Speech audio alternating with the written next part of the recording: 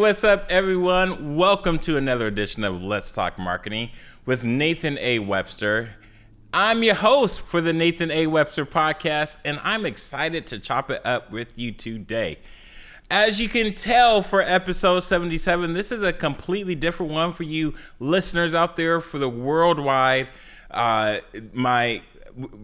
would say my loyal fan base here for you out there on the worldwide, not in country of the United States, not in the West Coast, not in the Vancouver, Portland metro area. You get to see my face. You get to see me do this podcast because we are doing something different. 2021 is not over. We are taking it to the next level, and that's just because we all got to evolve and get better. So if you want to check out this podcast in person, go to the YouTube page at NW and Associates LLC on YouTube. Go check it out. Matter of fact, we'll have it in the show notes, so make sure you go check it out. So for episode 77, for this episode, since we've been just crushing it in regards to really being narrowly focused or niching down on marketing terms and marketing vernacular, marketing culture, we're not going to stop. That's why today is, for episode 77, is Know Your Avatar. Now, there's three things I'm going to cover, but with those three things, this is a typical, almost typical conversation that I would have with any potential client. I'm just not going to go into the real granular, nitty-ditty details of your avatar because there's a sheet I use, but we won't go into that. I'm going to cover three things. Number one, your value proposition. 2, your budget. And 3, a great fit. Now, number one for your value proposition, and I'll talk to you about this in the Red Flag of Marketing, a couple episodes where you can't serve everybody. But when it comes to your value proposition, you are solving one specific problem in the marketplace. Now, this is a opportunity for you to dominate. And I know there's some things like, for example, we got Christmas coming up, we got Thanksgiving coming up, and during this time of the year, I like to bake sweet potato pies. And for some folks that know me, they say, hey, can I get one? Can I get one? They're pretty bomb. They're pretty good. They're pretty good. However, it's a lot of work. Just like some of my friends that make tamales, they're like, we get too many orders, it's too stressful, and it's not that fun. Well, this is something, no matter what you do, your value proposition needs to be fun because you're going to make money on that, right? So that's why number 2 is budget and 3 is a great fit, because this problem that you're solving, your solution is going to be the forever and ever, hopefully if you find the right business value proposition. This is going to take you forever and ever. You're going to make money while you're up, while you're sleeping. Right? So make sure the value proposition is something that you're going to enjoy and it meets a demand for a problem out there. Well, I should say it meets the supply. Or I got that wrong.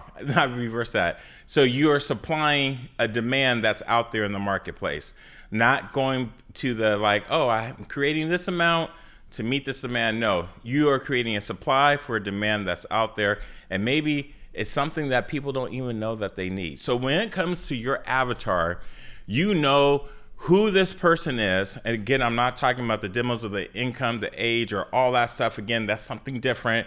But make sure your value proposition is absolutely meeting a need, as in you're solving a problem that people will make. Look. Here, let's keep it really simple. If you live in the United States, this is a consumer sort of way of life that we have. We don't go by, I don't know if it's a day, maybe it's some hours from some places. I haven't done the study. I don't know the data, but every day we consume something. We consume something by watching it or viewing it. Anyways, I'm not going to go deep into that, but we are consumers by default, not producers. So you're producing something that can be consumed on a daily basis. If not, if it can be hourly, that's awesome. So the perfect example for this will be, I'm just going to keep it simple and use Apple. Apple has both a product and they have a service, which leads me to number 2 when it comes to the budget. Your value proposition is going to solve a particular specific need in the marketplace. And what Apple has done, they created the hardware called a iPhone, a MacBook, whatever you can think of the hardware, the physical, tangible things that are the products. And if you don't know where I'm going to cover the 4 P's of marketing here. It has the product, but they have also in an iPhone, iPad, MacBook, they also know you're going to do much more than just be on your device talking to people or doing work. So they also created some services. They created a service called iTunes. Now, you might not be an Apple user. I'm just using that for an example. But there are different streaming services out there if you want to listen to music. But in that case, in order for you to access the iTunes, you got to pay a fee. It doesn't matter it does not matter if you're an Apple user or not. You're going to have to pay a fee, either pay the monthly subscription fee or you pay per download. And we won't go into how because I'm from the old school of like you buy the CD and I'm not buying a whole album. It's not worth all that, blah, blah, blah. We're not going to go down that route. And when we talk about the value proposition, but in the 4 P's from the product or service, Apple captures both. The second thing for the 4 P's of marketing is price.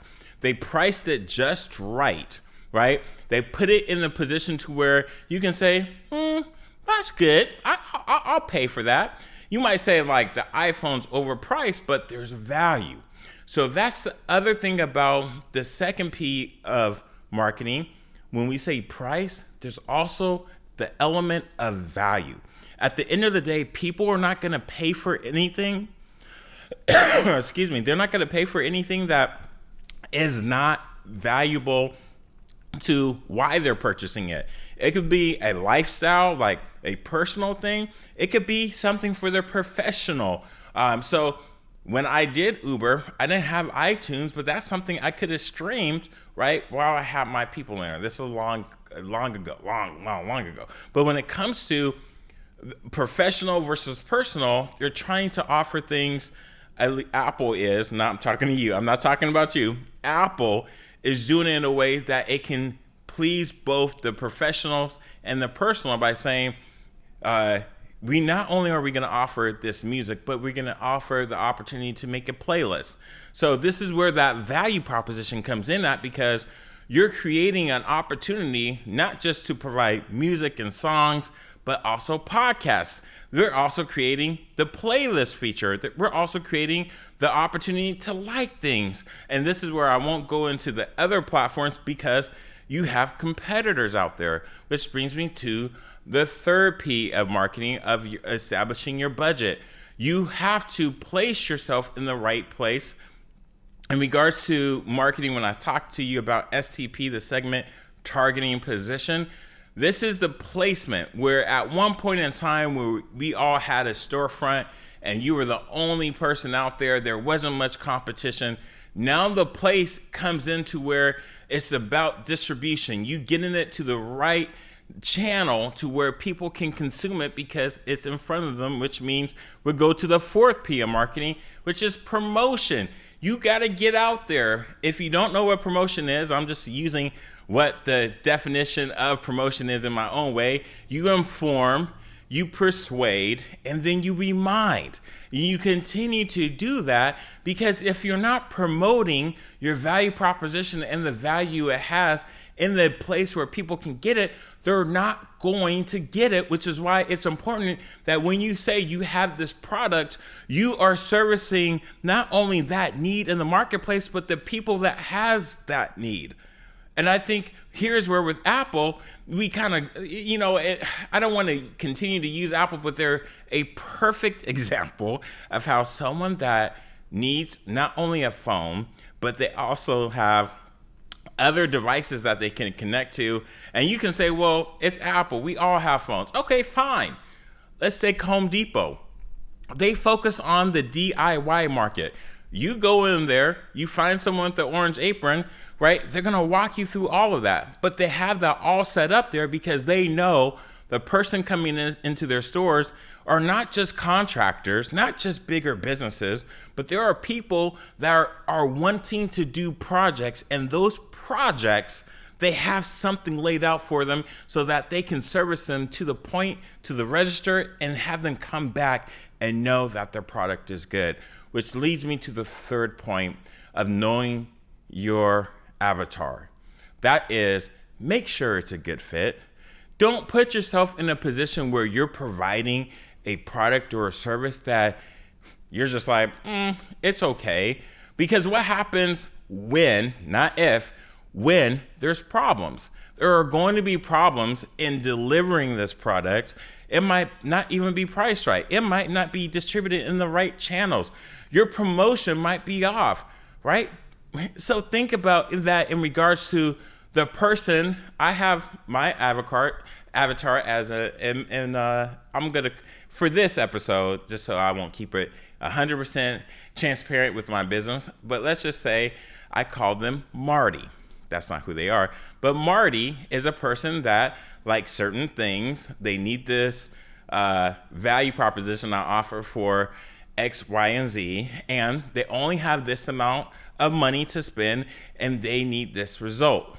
So if we take the Home Depot example, we're talking about a person that wants to redo their lawn or maybe their patio, and they need X, Y, Z. They have this budget to do it and a time frame. So that comes back to the ROI. Let's use Apple that we started with, and we can finish and wrap it up with that. A person needs a phone, but they need a phone not just for personal, but they need it for professional. And of course, you go into the Apple store, they're gonna have people there to walk you through both your wants and your needs. Your value proposition has to be a great fit to where you can articulate that to where you can help that person make a decision. That is also part of your sales pitch that should connect to your marketing strategy. Now, again, I'm not going into the deep level of the granular nitty-gritty details that what it looks like for you, because every company is different.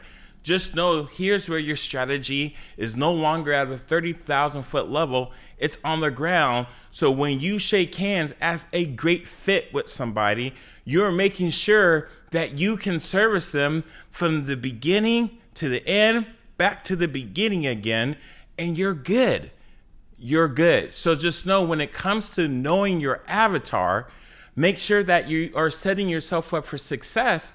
And be real, if this is like your first year of business, your first 6 months, be real with potential customers and say, hey, look, I'm learning, but I'm going to figure it out. And I will get you the dub, the victory, whatever it looks like, right? Or if it's just a meal, I will cater it and you won't have to, well, look, let me not go there, because you have your own way of figuring out how that process will look like, because part of your sales and your marketing will be part of your operations for your business. And you are the one to determine that, because when you get going, this is where you got to be able to manage your time, your resources, blah, blah, blah, blah, blah. Which is why even if you don't use me, if you don't have a marketing agency, go find someone that has some marketing knowledge to help set you up on your journey of success, because if your customer's not happy, you're not going to be happy. So that's why your avatar is really important for you to know, because they're going to change over time, just like your business evolves and your product or your service will evolve over time. So when it comes to knowing your avatar, which I could have said at the very beginning, it's another name for a customer persona, but the profile of your desired customer, you want to know 3 key things. Number 1, and I'm just going to make sure I go back to my notes because I don't want to miss anything here because I covered a lot. Know your value proposition. Like, what are you serving? Because at the end of the day, that's never going to change. Now, there are other things that might change of why you're doing it, how you're doing it, but the value proposition should never change. If you take Netflix, for example, they continue as they told Blockbuster, we believe there's a better way of entertaining folks using movies, shows, and everything else. Now, how they gone about doing that has changed, but that value proposition has not changed. Number 2, your budget. Your budget is super important, which means you need to know your 4 P's of marketing: product, price, place, and promotion. Know the budget so you set yourself up for success. One of the key reasons why people fail in their business is because they don't account for their time. Account for it all, because that's part of the value proposition, which leads to the last thing of make sure it's a good fit. Go into, especially if you're a B2B company like myself, I don't want to be in business with someone that I might not have a great relationship with. So I have my own mechanisms in place so that we can have a great relationship personally and professionally, because it's all in one. So with that, if you have any questions, if you want to learn more, go to the website at ndubbrand.com. You can also go to my Instagram at ndub&associates. You can find me on LinkedIn at Nathan A. Webster. You can also subscribe and listen to the shows. But if you need direct help, if you're like, Nathan, I need the how, then contact me at info@nwebsterllc.com. Shoot an email. You can go to the website at ndubbrand.com, and which will take you to an inquiry form when you say to contact us, and we can have a conversation and figure out what does that look like. I don't know. This is really up to you, but it's a journey that I'm happy to go along with you, because I love what I do and I do what I love. So with that, if you like what I'm wearing, this show is sponsored by ndublove.com. Make sure you go to it, ndublove.com. Get you some BU gear. We got different colors. I was going to wear my white one, but I kind of stained it, and I'm not happy with that. But hey, we got them on all different colors. Make sure you get your hoodie. It could be a t-shirt, long sleeve. We got coffee mugs. Go check it out. Get your BU gear. And for all the worldwide listeners, for all my loyal fan base, I just want to say thank you for rocking with us. Make sure you download, subscribe, and share. So until next time, I wish you nothing but the best. So dream big and Godspeed.